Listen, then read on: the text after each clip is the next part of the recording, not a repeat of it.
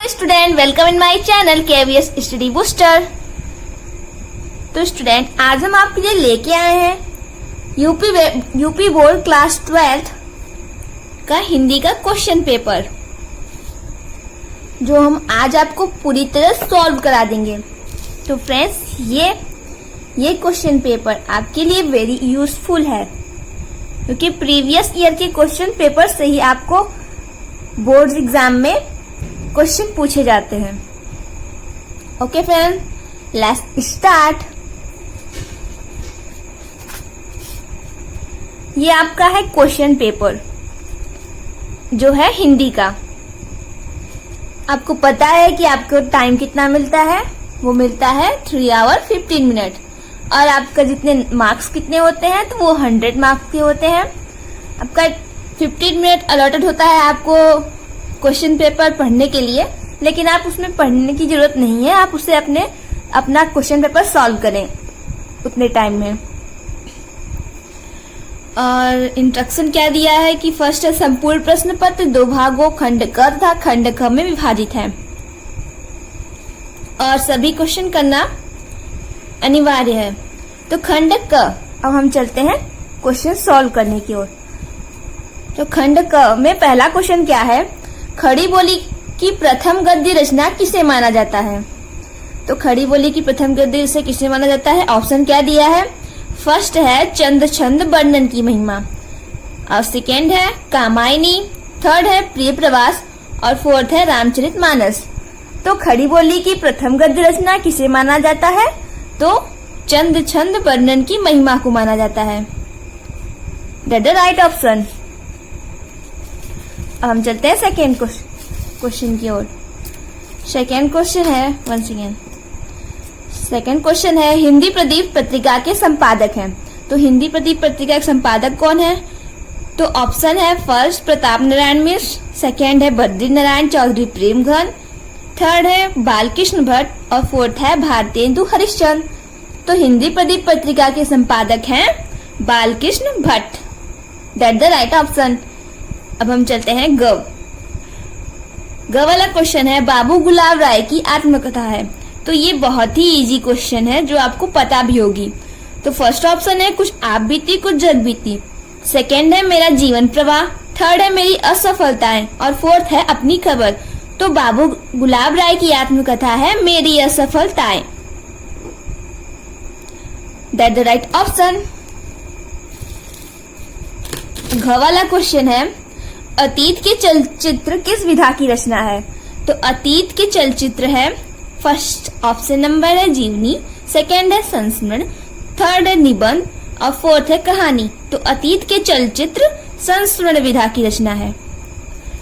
अब अंग वाला क्वेश्चन है, जीवन और दर्शन के रचनाकार हैं।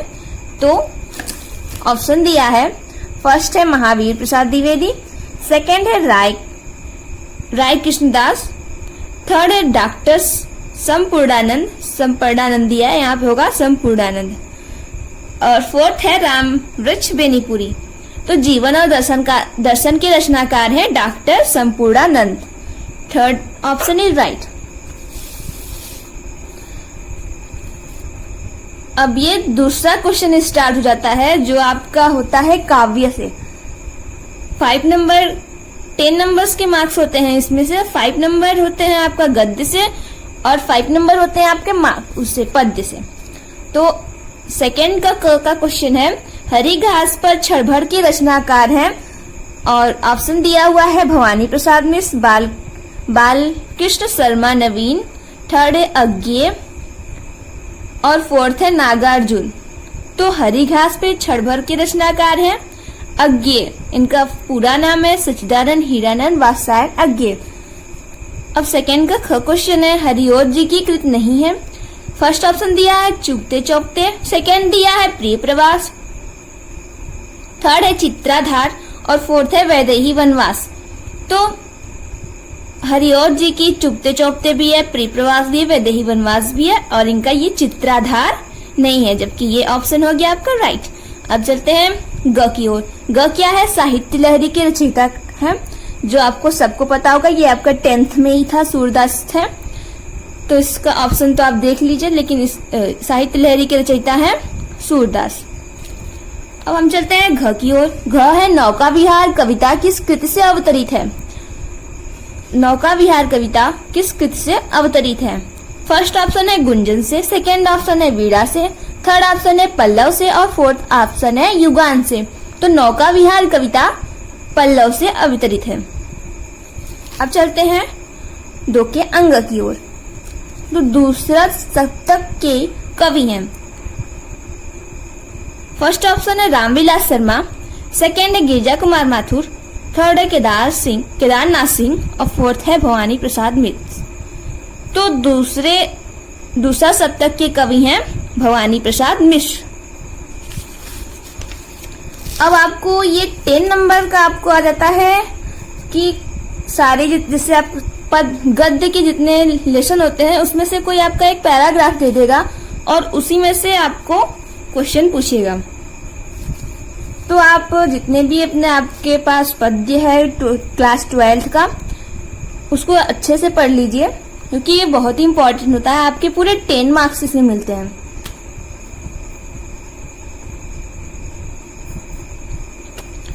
तो थर्ड है दिए गए गद्यांश पर आधारित निम्नलिखित प्रश्नों के उत्तर दीजिए।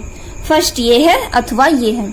फर्स्ट में क्या बोल रहा है? मैं यह नहीं मानता कि समृद्धि अध्यात्म एक दूसरे के विरोधी हैं या भौतिक वस्तु की इच्छा रखना कोई गलत सोच है। उदाहरण के तौर पर मैं खुद न्यूनतम वस्तुओं का भोग करते हुए जीवन बिता रहा हूँ, लेकिन मैं सर्वस्व समृद्धि की कद्र करता हूँ क्योंकि यह अपने साथ सुरक्षा तथा विश्वास लाती है जो अनंततः हमारी आजादी को बनाए रखने में सहायक है। आप आसपास देखेंगे तो पाएंगे कि खुद प्रकृति भी कोई काम आधे अधूरे मन से नहीं करती। किसी बगीचे में जाइए, मौसम में आपको फूल की बहार देखने को मिलेगी, अथवा ऊपर की तरफ ही देखें, यह ब्रह्मांड आपके अनंत तक फैला दिखाई देगा, आपके यकीन से भी परे। तो ये आपका पैराग्राफ है, इसे आप पढ़ के आपको ये क्वेश्चन का आंसर देना होता है। उपयुक्त गद्यांश के पाठ तथा लेखक का नाम लिखिए। तो ये फर्स्ट चैप्टर है आपका, इसे आप पढ़ लीजिए और इसके ये दिया है आपका पैराग्राफ, इसमें से आपको आंसर देना है। फर्स्ट क्वेश्चन है, तो आपको ये तो जानना ही होगा कि ये चैप्टर कौन सा है और इसके राइटर कौन है। और फिर आपको ये करना होता है कि जो आपका अंडरलाइन हुए होते हैं उससे आपको गद्यांश का व्याख्या करना होता है। और थर्ड दिया है, इसी में से आपको क्वेश्चन पैराग्राफ में से ही क्वेश्चन पूछा जाएगा। तो थर्ड है भौतिक समृद्धि के महत्व के विषय में लेखक की क्या मान्यता है। फोर्थ क्वेश्चन है, लेखक के अनुसार मनुष्य के जीवन में भौतिक एवं आध्यात्मिक वस्तुओं को किस प्रकार स्वीकार करना चाहिए। और फिफ्थ क्वेश्चन है, भौतिक समृद्धि अपने साथ क्या लाती है।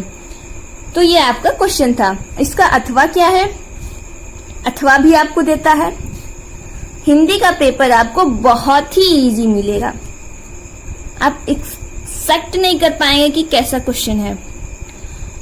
तो अथवा में क्या दिया है, धरती माता की कोख में जो अमूल्य निधियां भरी हैं, जिनके कारण वह वसुंधरा कहलाती हैं, उसमें कौन परिचित नहीं होना चाहेगा। लाखों करोड़ों वर्ष से अनेक प्रकार की धातुओं को पृथ्वी के गर्भ में पोषण मिला है।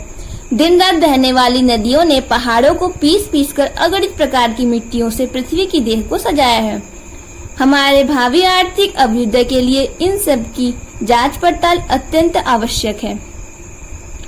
तो फ्रेंड्स, ये जो क्वेश्चन पेपर आया था, क्वेश्चन पेपर में जो क्वेश्चन आया था, ये मॉडल पेपर का ही क्वेश्चन दे दिया था, जो यूपी बोर्ड ने जारी किया था उसी में से ये क्वेश्चन दे दिया था। तो स्टूडेंट के लिए बहुत ही इजी क्वेश्चन था।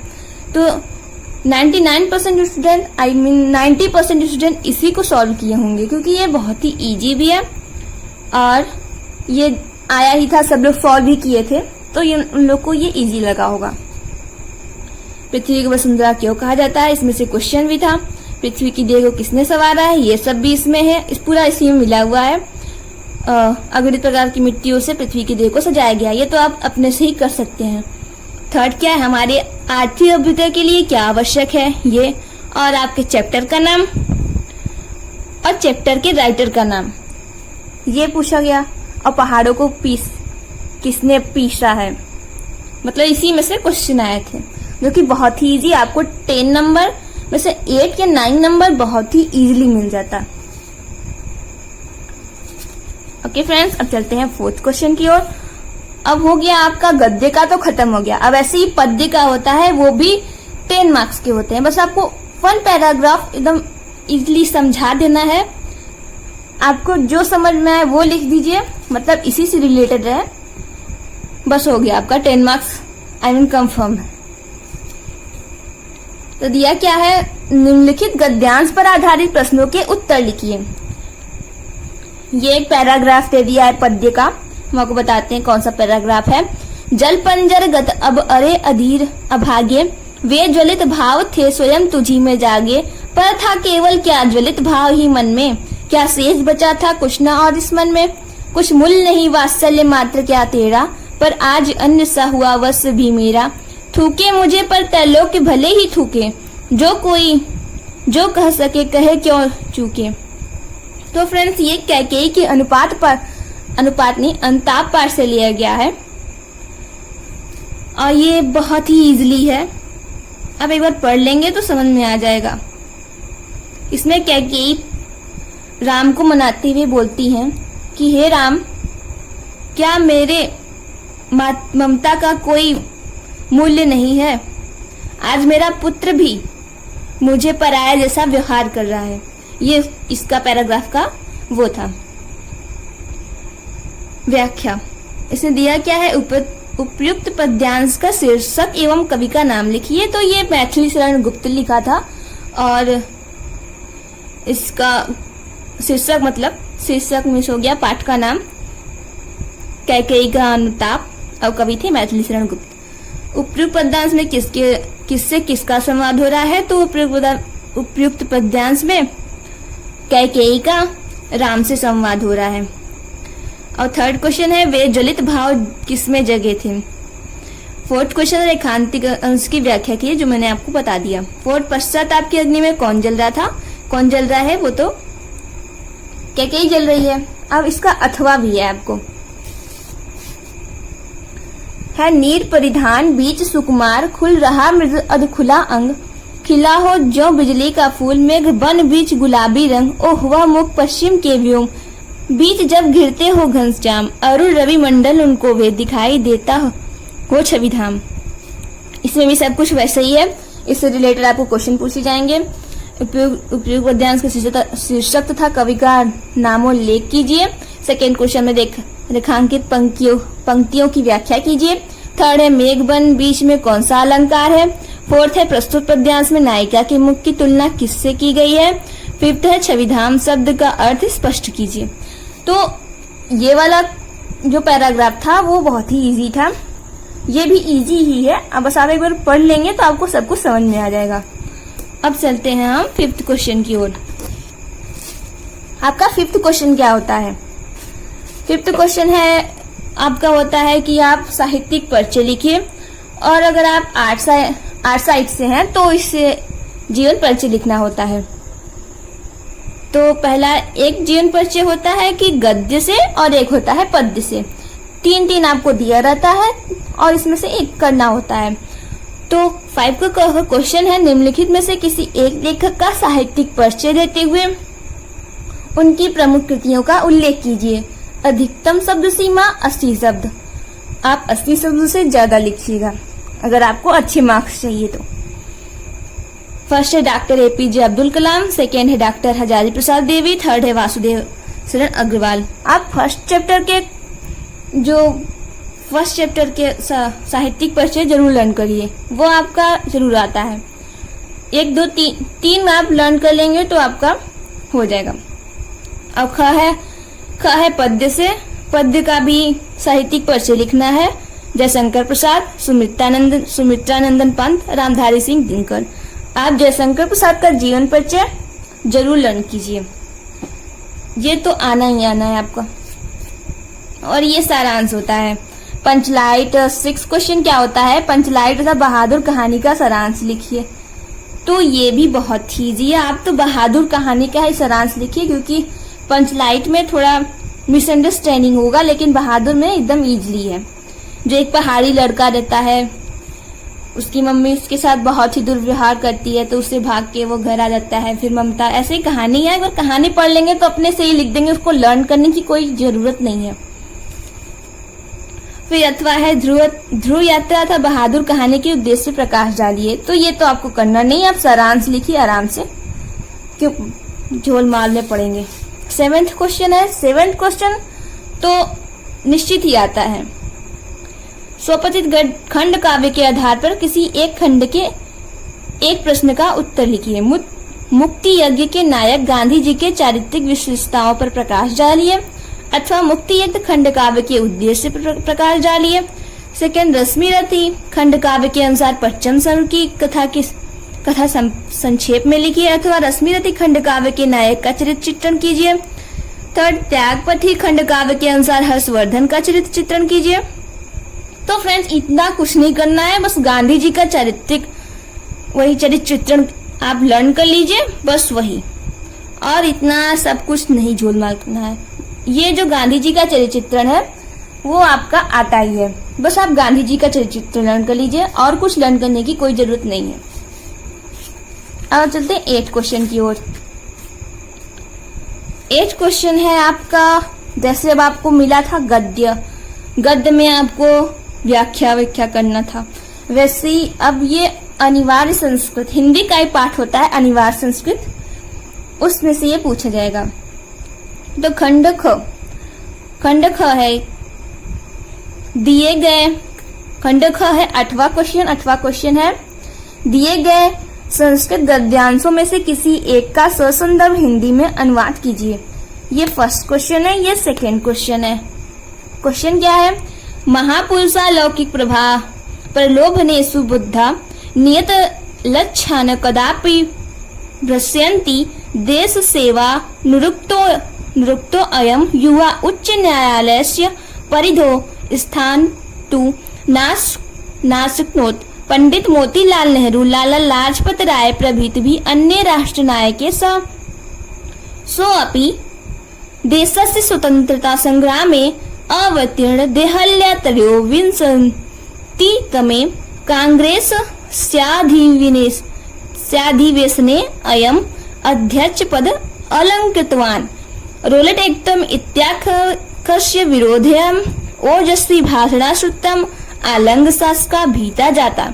बहुबारम कारागारे निच्योपति अयम वीरम देश सेवा व्रतम नात्याजत। ये लिया गया है आपका मदन मोहन मालवीय से, जो कि इसका व्याख्या कर देते हैं। महापुरुष लौकिक प्रभालेषु बुद्धा नियत लक्ष्यं कदापि भ्रश्यन्ति। महापुरुष लौकिक प्रलोभ से और अपने नियम लक्ष्य से कभी भी भ्रमित नहीं हुए। देश सेवा निरुक्तोऽयं युवा उच्च न्यायालय से परिधो शास्तु नाशक्नोत्। देश सेवा में लगे हुए युवा उच्च न्यायालय के परिधि में, मतलब कि चारों ओर से घिरे नहीं रह सके। मतलब उनको उच्च न्यायालय के जो वो काम करते थे वो उच्च न्यायालय में करते थे, तो वो उन्हें अच्छा नहीं लगता था। पंडित मोतीलाल नेहरू, लाला लाजपत राय प्रभृति अन्य राष्ट्र नायक सोऽपि देश स्वतंत्रता संग्राम में अवर्तित। पंडित मोतीलाल नेहरू, लाला लाजपत राय और अन्य राष्ट्र नायक के साथ वो भी देश के स्वतंत्रता संग्राम में उतर गए। देहल्या त्रयोविंशतितमे कांग्रेस स्याधिवेशनम अयम अध्यक्ष पद अलंकृतवान्। और दिल्ली के 23वें कांग्रेस के अधिवेशन में ये अध्यक्ष पद को अलंकृत किए। रोलेट एक्टम इत्याख्यस्यं विरोधयम् ओजस्वी भाषणं श्रुतम् आलंगशास का भीता जाता। रोलेट एक्ट के विरोध में इन्होंने जो इनके ओजस्वी भाषण को सुनकर जो अंग्रेजी शासक, ब्रिटिश शासक थे, वो भयभीत हो गए। बहुबारम कारागारे निश्चितोपि अयम वीरम देश सेवाव्रतम नात्याजतम।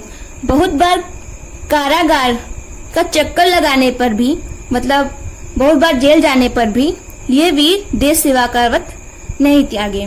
तो ये था इसका व्याख्या।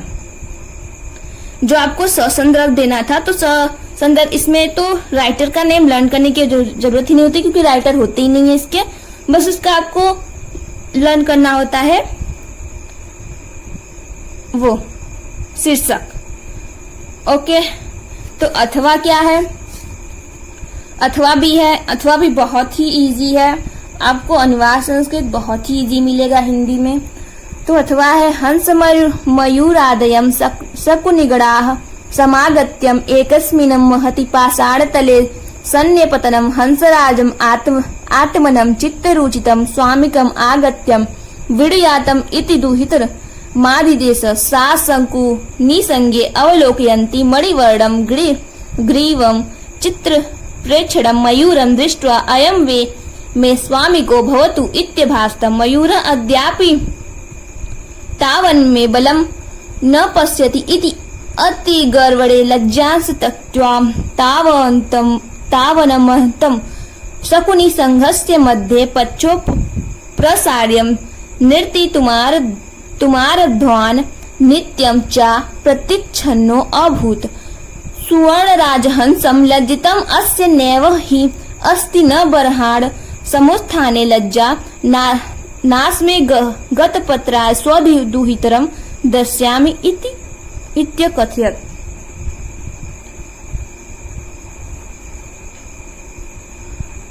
तो ये था नित्य जातकम से ये लिया गया है,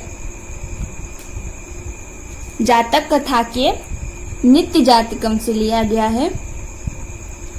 इसका व्याख्या भी करना होगा। तो इसका व्याख्या है हंस मयूर आदि पक्षी गण सभी आकर एकस्मिन् महति पाषाण तले सन्निपतनम, एक सभी आकर एक बहुत बड़े पाषाण मतलब पत्थर का था, पत्थर के तल पे आकर आ जाते हैं। हंसराजम आत्मनम चित्तरुचितम स्वामिकम आगत्यम विडयातम इति दुहितर मादिदेशम। जो हंसराज थे वो अपनी पुत्री से कहते हैं कि हे पुत्री, आपको मैं ये आप आकर अपने स्वामी का, अपने मनपसंद स्वामी का चयन करो, ये मेरा वरदान है। सासकुनि संगे अवलोकयन्ति मणिवर्णम ग्रीवम चित्रपेषणम मयूरम दृष्ट्वा अयं मे स्वामी के भवतु इत्यभास्तम। तब वो जो पक्षी गण के सभी पक्षियों को देखती है, तो वो देखती है एक मणिवर्ण ग्रीव, मणि रंग के गले वाले, गर्दन वाले और रंग बिरंगे।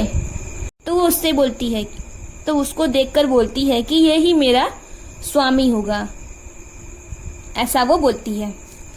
मयूरम अद्यापि तावन में बलम न पश्यति इति अति गर्वेण लज्जान त्यक्त्वा तावन महंतम शकुनि संघस्य मध्ये पच्छो प्रसाय नीतिमारब्धम नित्यं च प्रतीच्छन्नो अभवत्। तब मयूर पक्षी क्या बोलता है कि अभी आपने मेरा बल नहीं देखा है, और ऐसे ही बोलते ही वह अपने लज्जा को त्याग करके और सभी पक्षियों के मध्य अपने पंखों को फैला करके और नृत्य करना आरंभ कर देता है, और जिससे कि वह नग्न हो जाता है। सुवर्ण राजहंसम लज्जितम अस्य नैव हि अति अस्ति न बर्हाण समुत्थाने लज्जा। सुवर्ण राजहंस लज्जित हो जाते हैं और बोलते हैं कि मैं इसके साथ अपनी पुत्री का विवाह नहीं करूंगा। सुवर्णराजहंसम लज्जितम अस्यम नैव अस्ति न बर्हाण समुत्थाने लज्जा। सुवर्ण राजहंस बोलते हैं कि इसे अपने पंखों को फैलाने में तनिक भी लज्जा नहीं आई। नास में गत त्रपायम स्वदुहितरम दास्यामि इत्यकथयत्। इसलिए मैं अपनी पुत्री का विवाह अपनी पुत्री को इसे नहीं दूंगा, ऐसा वो कहते हैं। तो ये था इसका व्याख्या। व्याख्या ही इम्पोर्टेंट होता है, क्योंकि व्याख्या करना ही होता है, और इसमें कुछ इंपॉर्टेंट होता है। आपको 7 नंबर वेरी इजीली मिलेगा, बस आपको एक बार कहानी पढ़ लेना है, हो गया। अब ये तो हो गया गद्य से। अब इसे पद्य से भी 7 नंबर का मिलता है। तो पद्य से दिया गया है, दिए गए श्लोक में से किसी एक का ससुंदर हिंदी में अनुवाद कीजिए। तो फर्स्ट है, विद्या विवादाय धनम आदाय शक्तिम परेशान परिपीडनाय खलस्ते साधोः विपरीत मेत ज्ञानाय दानाय च रक्षणाय।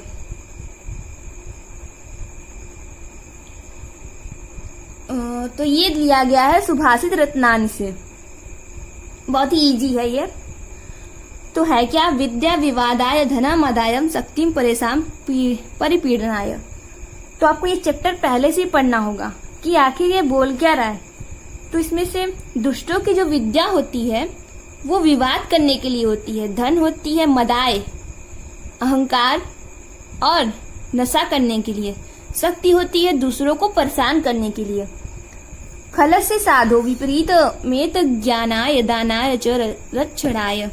और इसके भी ठीक विपरीत सज्जनों की जो विद्या होती है वो ज्ञान के लिए होती है, और धन जो होता है वो दान के लिए होता है, और उनकी जो शक्ति होती है वो दूसरों की रक्षा के लिए होती है।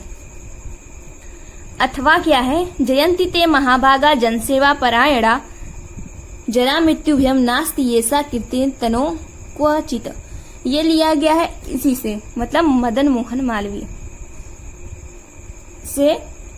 इसका जब आप पैराग्राफ पढ़ेंगे उसके नीचे लास्ट में ये श्लोक दिया गया है। अब चलते हैं आगे की ओर। तो 9th क्वेश्चन आपका बहुत ही इजी चलने वाला है। 9th क्वेश्चन है कि निम्नलिखित मुहावरों और लोकोक्तियों में से किसी एक का अर्थ लिखकर वाक्य में प्रयोग कीजिए। तो फर्स्ट है, अपने पैरों पर खड़े होना, स्वावलंबी होना, ये हो गया। आप वाक्य प्रयोग कर सकते हैं कि राम स्वावलंब हो गया, ऐसे ही अपने शब्दों में कर सकते हैं। सेकेंड है उल्टी गंगा बहाना। थर्ड है गुलर का फूलना, कभी दिखना न मक्खन लगाना। फोर्थ है जो आप लोग अच्छी तरह से जानते हैं। एंड 10th क्वेश्चन क्या है, निम्नलिखित शब्दों में संधि विच्छेद के सही विकल्प का चयन कीजिए। तो चंद्रोदय फर्स्ट है, चंद्रोदय का सही संधि विच्छेद है। जो चंद्रोदय है गुण संधि, तो इसका संधि विच्छेद है चंद्रधन उदय, ये इसका राइट क्वेश्चन आंसर। सेकेंड है इत्यादि का सही संधि विच्छेद कीजिए। इति धन आदि, क्या है ये, यड़ संधि। ये तो सब आपको मुंह पे रटा होना चाहिए। थर्ड है भवनम का सही संधि विच्छेद कीजिए।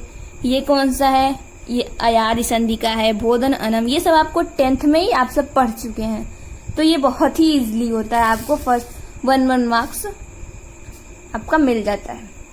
कह दिए गए निम्नलिखित शब्दों का विभक्ति और वचन के अनुसार सही विकल्प का चयन कीजिए।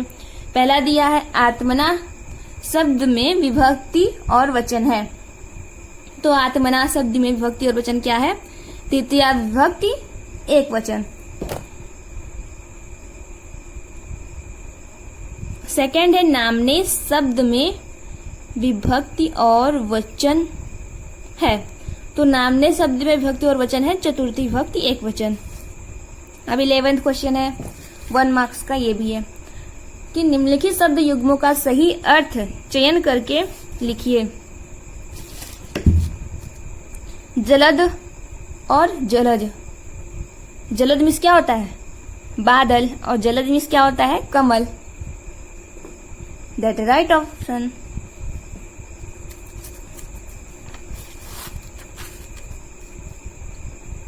अवलंब और अविलंब, अवलंब और अविलंब। अविलंब मीन्स क्या होता है, विलंब मीन्स देर होता है, तो अविलंब मीन्स हो गया आपका शीघ्र यानी तेज, और अवलंब मीन्स होता है आपका सहारा। दैट द राइट ऑप्शन, सहारा और शीघ्र। निम्नलिखित शब्दों में से किसी एक शब्द के 2 अर्थ लिखिए। है फर्स्ट अक्षर, सेकेंड है कर, थर्ड है द्विज। कर का बता देते हैं आपको, हाथ होता है, कर मीन्स हाथ भी होता है, कर मीन्स किरण होता है। ओके। ग है निम्नलिखित वाक्यांशों के लिए एक सही शब्द का चयन कीजिए। किए गए उपकार को न मानने वाला, जो उपकार को मानता है वो तो कृतज्ञ होता है, लेकिन जो उपकार को नहीं मानता वो कृतघ्न होता है। घृणा के योग है, तो घृणा के योग कौन है? घृणास्पद। ग है, निम्नलिखित में से किन्हीं 2 वाक्यों को शुद्ध करके लिखिए। अब आपको इसमें से शुद्ध करना होगा। महादेव वर्मा विद्वान कवि अतिथि, मैं भोजन कर लिया हूँ, मैंने भोजन कर लिया है। 3rd है, कृपया मेरे सामानों पर निगाह रखने की कृपा करें। 4th है, तुम मेरे से मत बोलो, तुम मुझसे मत बोलो। इसमें से 2 ठो करना होगा आपको, 2 नंबर इजीली मिल जाता है। फिर 12th है, करुण रस अथवा हास्य रस का स्थायी भाव के साथ एक उदाहरण लिखिए। करुण रस अथवा हास्य रस, ये तो आप 10th 9th से ही पढ़ते आए हैं। उपमा अलंकार अथवा रूपक अलंकार का लक्षण था, उदाहरण लिखिए। सोरठा छंद अथवा कुंडलिया छंद का लक्षण है, उदाहरण लिखिए। 2 नंबर, ये तो आपको इजीली मिल जाता है। अब 13th क्वेश्चन है। 13th क्वेश्चन तो आपको खुद से करना होता है, बस आपको ये जान लेना होता है कि ये लिखा कैसे जाता है। किसी बैंक के शाखा प्रबंधक को पुस्तक एवं 13 क्वेश्चन क्या पूछा गया था कि किसी बैंक के शाखा प्रबंधन को पुस्तक एवं लेखन सामग्री की दुकान खोलने हेतु ऋण प्राप्ति के लिए एक आवेदन पत्र लिखिए। और अथवा में क्या था? नगर में अपने मोहल्ले की नालियों को साफ करने के लिए नगर पालिका अध्यक्ष को एक आवेदन पत्र लिखिए। जैसे कि आप लोग इंग्लिश में लिखते हैं लेटर, वैसे आप हिंदी में लिखिए। और इसमें सब्जेक्ट, विषय डालना बहुत ही इम्पोर्टेंट है, और पूरे हेडिंग बाय हेडिंग से अब विषय डाल देंगे। नगर में मोहल्ले की सफाई के लिए, बस। और जैसे आप लेटर लिखते हैं वैसे लेटर अपने हिसाब से लिखिए, कोई रटने की जरूरत नहीं है, सब अपने से ही लिखिए। अब ये लास्ट क्वेश्चन जो कि 9 नंबर का होता है, इसे आपको थोड़ा पढ़ने की जरूरत है, क्योंकि आप सोच के उतना नहीं लिख पाते हैं जितना ये एक्सेप्ट करता है कि 9 नंबर के लिए आपको कम से कम 2 पेज या 3 पेज जरूर भरना होता है। आप कुछ भी लिखिए, बस इसी पोर्शन के बारे में ही लिखिए। तो दिया क्या गया था? 14 निम्नलिखित विषयों में से किसी एक पर अपनी भाषा शैली में निबंध लिखिए। फर्स्ट है मेरा प्रिय कवि, 2nd है नवीन शिक्षा पद्धति, 3rd है पर्यावरण प्रदूषण कारण और निवारण, 4th है विद्यालयों में स्वास्थ्य शिक्षा। तो आपका जो पर्यावरण प्रदूषण है इसे तो आप जरूर पढ़ लीजिए, क्योंकि आपको हर बार ही पूछा जाएगा। और एक इसमें नहीं दिया गया है बेकारी और बेरोजगारी, ये भी एक्सेप्टेड पर्सन है जो आपके क्वेश्चन आपके बोर्ड एग्जाम में आ सकते हैं। Thank you friends. और अगर आपको मेरे समझाने का तरीका पसंद आया हो तो लाइक करें, और ये आपका जो मैंने समझाया है, जो आपको मैंने क्वेश्चन पेपर दिखाया है, ये बहुत ही इंपॉर्टेंट है, तो आप इसे जरूर पढ़ लें, क्योंकि आपके बोर्ड एग्जाम में आने वाले हैं। इसी में से ऐसे ही क्वेश्चन आएंगे एकदम से, तो प्रीवियस ईयर के क्वेश्चन पेपर आप जरूर सॉल्व करें। आप अगर अपने बोर्ड एग्जाम देने वाले हैं तो, अगर आपको अच्छे मार्क्स लाने हैं तो, अगर आपको पास ही होना है कि ऐसे पास हो जाना है तो कोई बात ही नहीं है। तो फ्रेंड्स, दीजिए मुझे इजाजत। Thank you very much. Like and share, subscribe my channel KVS Study Booster, press the bell icon. Thank you very much.